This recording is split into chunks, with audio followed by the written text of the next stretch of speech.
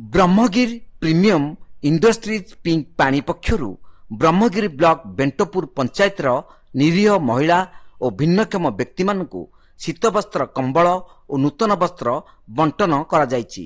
pink पानीर मालिक सुजाता प्रियदर्शिनी साहूंक तत्वावधान तथा ब्रह्मगिरी साथी एंटरप्राइजर्स मिलित आनुकूल्य एही बंटन कार्यक्रम प्रीमियम इंडस्ट्रीज परिचालक विभू प्रसाद साहू, ब्रह्मगिरी ब्लॉक बीडीओ रंजन बेहरा,